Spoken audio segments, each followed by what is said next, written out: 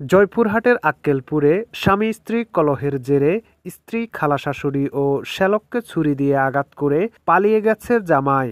আহতদের উদ্ধার করে আক্কেলপুর উপজেলা স্বাস্থ্য কমপ্লেক্সে নিয়ে গেলে কর্তব্যরত চিকিৎসক খালা শাশুড়িকে মৃত ঘোষণা করে।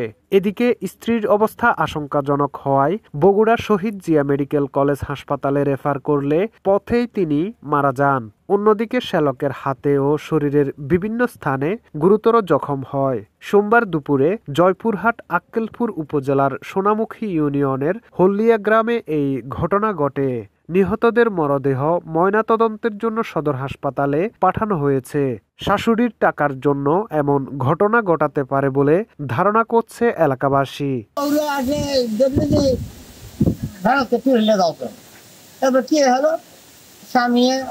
বক বেড়ে দিচ্ছিল আর একজন আগাবা গেছে খালাস এই বাড়ির ওকাল বেড়ে দিল আর একজন আগাবা গেছে পুলিশ তাকে হাতত বেড়ে দিত এতে নিয়েছে চলে গেছে দুটাই মরছে এখন খবর পাচ্ছি।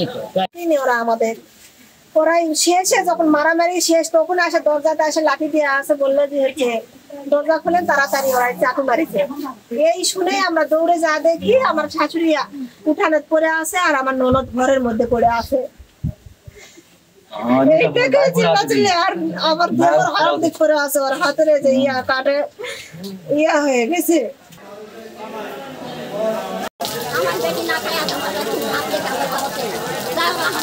ওই ছুরি মারছি পেটো দিয়া আগালা বানিয়েছে লাঠি করেছে আমার বেটি পেটো দাবাই এটি চাকু মারিছে আর ওকে রাখাই ছুরিতে বাপরো হাসপাতাল মধ্যে আছে নাকি যে পেটো চাকু মারার ময়ে ওর ভাইয়ের হাত কাটা এই কান্নাকাটি ডাক্তার থেকে ফোন করে মারা গেছে।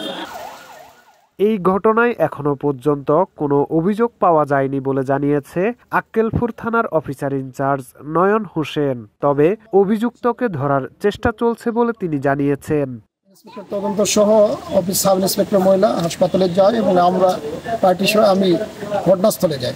ঘটনাস্থলে যায় যেটা আমরা দেখি যে তাদের মধ্যে স্বামী স্ত্রীর মধ্যে টাকা পয়সার বিষয়টা নিয়ে দীর্ঘদিন ধরে দ্বন্দ্ব চলছিল। এই দ্বন্দ্বের জের ধরে সকাল 10টার পর তাদের মধ্যে গণ্ডগোল হয়, এক পর্যায়ে মারামারি এবং এক পর্যায়ে স্টেপ করে চাকু দিয়ে।